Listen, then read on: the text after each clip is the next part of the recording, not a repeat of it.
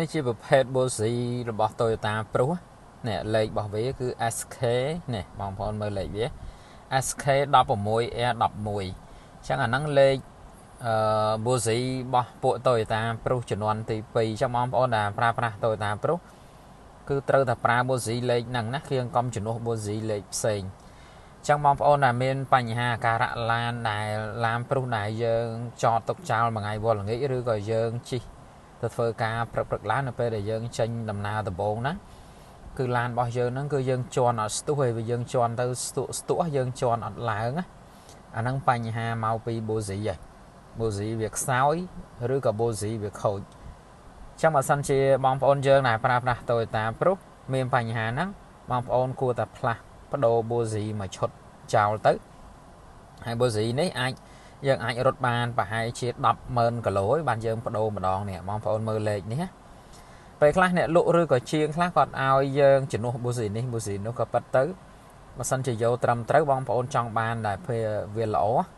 គឺយើងប្រើ Bossy ឲ្យត្រូវលេខរបស់វាអានេះគឺជាលេខដែល Toyota ណែនាំឲ្យប្រើលើ Toyota Prius តែម្ដងគឺលេខ SK 16R11 ហ្នឹងគឺសម្រាប់ស៊ីឡាំងរបស់ Toyota Prius ហ្នឹងមកចុះបងប្អូនមើលឡានខ្លួនឯងបើសិនជាបងប្អូនមានអាការៈមួយដែលថាយើងអមបានថាឥឡូវយើងចតចោលមួយថ្ងៃវល់ល្ងាចដល់ពេល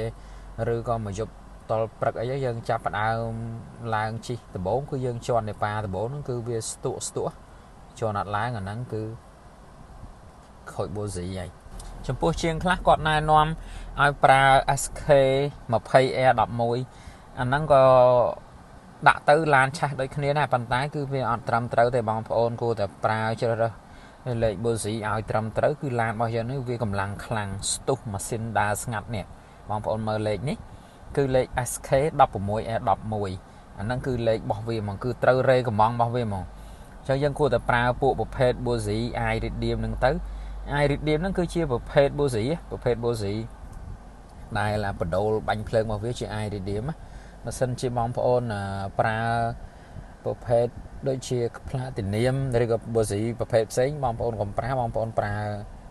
Iridium ទៅគឺវាបានយូរគឺវាត្រឹមត្រូវសភៅ Toyota គឺវាណែនាំឲ្យយើងប្រើ Iridium ហើយបើសិនជាបញ្ហាឆេះញាក់បងប្អូនមើល Fert នេះបងប្អូនមើល Fert នេះវាបែកFert bobin ណាពួក Toyota Prius បើសិនជាវាបែក Fert ហ្នឹងវាជ្រាបទឹកពេលដែលយើងជិះកាត់ភ្លៀងឬក៏យើងលាងឡានហ្នឹងវាអាចជ្រាបចូលទៅក្នុងបំពង់ Bossy ហ្នឹងធ្វើឲ្យទឹកដក់នៅហ្នឹងហើយវាឆ្លង bobin ក៏ធ្វើឲ្យឡានរបស់យើងឆេះញាក់ក្បាលដែរអញ្ចឹងអាហ្នឹងជាចំណុចដែលយើងត្រូវមើលបើសិនជាវាញាក់ម៉ាស៊ីនបងប្អូនឲ្យគេដោះមើលអាហ្នឹងឲ្យគេដោះមើល Fert ហ្នឹងហើយបងប្អូនជូតទឹកវាស្អាតទៅផ្លុំវាស្អាតយកខ្យល់បាញ់វាស្អាតទៅហើយយើងបដូរ Fert ហ្នឹងចេញទៅអាការឆេះញាក់ហ្នឹងគឺវាលែងញាក់ហើយប៉ុន្តែបើសិនជាបញ្ហាខូច Bossy បងប្អូនមើលអាការៈដែលខូច Bossy គឺវាជន់ព្រឹកឡើងដែលយើងជិះដំបូងហ្នឹងគឺវាជន់អត់ស្ទុះទេវាជន់ខ្សោយលុះត្រាតែយើងជិះបាន4 10 20ប្រហែលជាយើងជិះបានប្រហែលជា3 4គីឡូអីវាអាចវាកម្លាំងស្ទុះខ្លាំងអញ្ចឹងដែលប៉ាដំបូងខ្សោយហ្នឹងគឺបញ្ហា Bossy បងប្អូនបដូរចេញទៅបងប្អូនជ្រើសរើសយកប្រភេទ Bossy ប្រភេទ Iridium ដូចអានេះវាម៉ាក Denso ហើយ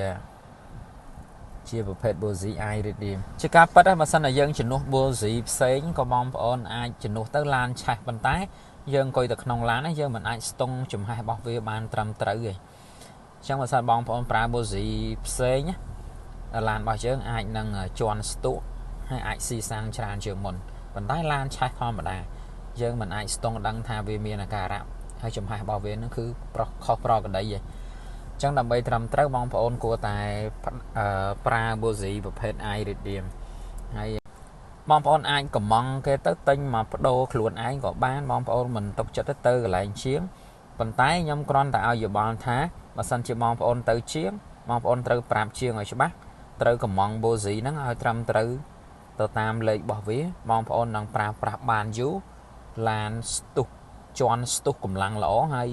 វាស៊ីសាំងតិចនេះ Bossy ពួកប្រភេទហ្នឹងពួកហ្នឹងវាមាន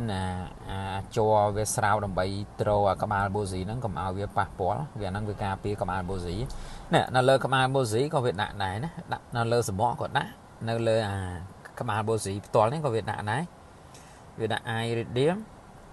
SK16E11 អាហ្នឹងលេខដែលត្រឹមត្រូវបោះ Toyota ព្រុសហ្មងបោះម៉ាស៊ីនបោះព្រុសហ្មងបងប្អូនកុំជំនួសអាផ្សេងបងប្អូនខ្ញុំគ្រាន់តែឲ្យជាគំនិតណាឲ្យជាយោបល់អញ្ចឹងបើសិនជាបងប្អូនជំនួសយកអាផ្សេងមកជំនួសក៏ឡានឆេះដែរប៉ុន្តែបើសិនជាឲ្យវាត្រឹមត្រូវឲ្យវាកម្លាំងម៉ាស៊ីនដើរស្ងាត់កម្លាំងខ្លាំងហើយស៊ីសាំងតិចគឺយើងត្រូវដាក់លេខរបស់វានឹងឲ្យវាត្រឹមត្រូវអាហ្នឹងធ្វើឲ្យឡានរបស់យើងកម្លាំងខ្លាំងស៊ីសាំងតិចបងប្អូនមិនបាច់ជំនួសទេបងប្អូនមើលលេខនៅក្នុងវីដេអូនេះខ្ញុំប្រាប់លេខហ្នឹងសិនជាបងប្អូនចង់បដូរបូស៊ីគឺបងប្អូនប្រើលេខហ្នឹងទៅជាធម្មតាពួក iridium ហ្នឹងអាចរត់បានប្រហែលជាវាលើស 100000 គីឡូបានយើងបដូរម្ដងណាចឹងអាចប្រហែលជា 100000 ឬ 100000 គីឡូបន្តិចហ្នឹងយើងគួរតែបដូរចោលទៅបូស៊ីគឺវាអស់សុពលភាពដូចគ្នាណាវាខូចដូចគ្នាព្រោះគាត់ថាចំហាយរបស់វានៅពេលដែលយើងជិះតាក្នុងឡានយើងអត់អាចស្ទង់ដឹងពីចំហាយរបស់វាទេអញ្ចឹងបើសិនជាយើងបដូរថ្មីអមថាឥឡូវយើងកំណត់ថា 100000 គីឡូនៅពេលដែលយើងជិះបាន 100000 គីឡូគឺយើងបដូរបូស៊ីមួយឈុតចោលទៅ4គ្រាប់ហ្នឹងគឺយើងបដូរចោលទៅយើងយកម៉ាស៊ីនយើងយក Bozi iridium ថ្មីយកមកបដូរវាទៅនោះឡានរបស់យើងនឹងមានសុខភាពល្អមានកម្លាំងខ្លាំងដូចឡានថ្មីចឹងហើយឡានរបស់យើងហ្នឹងគឺស៊ីសាំងតិចទៀតបងប្អូនមិនបាច់ជំនួសទេមិនបាច់យក Bozi អានេះអានោះពេលខ្លះជាងខ្លះគាត់ថាជំនួសអានេះបានជំនួសនោះបានជាការប៉ັດគឺជំនួសបានដូចខ្ញុំនិយាយមិញហ្នឹងជំនួសគឺឡានឆេះយើងមិនអាចដឹងទេដាក់ទៅគឺឆេះដូចគ្នាប៉ុន្តែជាការប៉ັດគឺចំហាយរបស់វាគឺមិនដូចគ្នាទេបងប្អូនត្រូវប្រើ Bozi ឲ្យត្រឹមត្រូវទៅតាមអ្វីណែ Toyota បានណែនាំគឺលេខហ្នឹងលេខដែលខ្ញុំបង្ហាញហ្នឹងអញ្ចឹងបងប្អូនប្រឌិតមើលឡានខ្លួនឯងបើមានអាការៈស្ទក់នៅពេលដែលយើងចតចោលឧទាហរណ៍តែយើងទៅធ្វើការយើងចតចោលមួយថ្ងៃដល់ពេលល្ងាចឡើងយើងជិះចាប់ផ្ដើមចេញទៅប៉ាដំបូលគឺឡានរបស់យើងហ្នឹងគឺជន់អត់ឡើងឯជន់រាងស្ពឹកជន់រាងស្ទក់អាហ្នឹងគឺបញ្ហា Bozi ហើយបងប្អូនរកទិញនៅតាមកន្លែងលក់គ្រឿងឡានក៏មានបងប្អូនទៅកន្លែងជាងឡានឲ្យគេបដូរយកលេខនេះបើសិនជាគេថាអត់មានលេខនេះបងប្អូនបាច់ដែរបងប្អូនរកលេខហ្នឹងដាក់ទៅនេះជាគំនិតជាយោបល់ដែលខ្ញុំចែករំលែកឲ្យបងប្អូនប្រើដើម្បីឲ្យបងប្អូនប្រើបានស្រួលហើយចំណាយលុយតិចហើយប្រើបានស្រួលហើយសុខភាពឡានហ្នឹងគឺវាល្អហើយបើសិនជាបងប្អូនជួបបញ្ហាអ្នកឡានឆេះញាក់បងប្អូនឲ្យជាងគេមើលអានេះអា First នេះជួនកាលវាបែកដូចខ្ញុំប្រាប់ខាងដើមវីដេអូមិញអាហ្នឹងបែកជ្រាបទឹកចូលពេលដែលយើងជិះកាត់ភ្លៀងឬក៏យើងលាងណាជ្រាបទឹកចូលហ្នឹងគឺឡានរបស់យើងឆេះញាក់អញ្ចឹងញាក់ក្បាលទៅត្រូវអញ្ចឹងណាជួនកាលវាសើមទឹកហើយបើសិនជាយើងដោះមើលវាមានសើមទឹកមានអីពិតប្រាកដមែនណាបងប្អូនគ្រាន់តែឲ្យជាងគេដោះចេញផ្លុំទឹកផ្លុំអីជូតឲ្យស្ងួតហើយដាក់ចូលវិញទៅគឺវាលែងអីវាលែងញាក់យើងមិនបាច់ត្រូវទៅបដូរអីចំណាយលុយអីទៀតទេ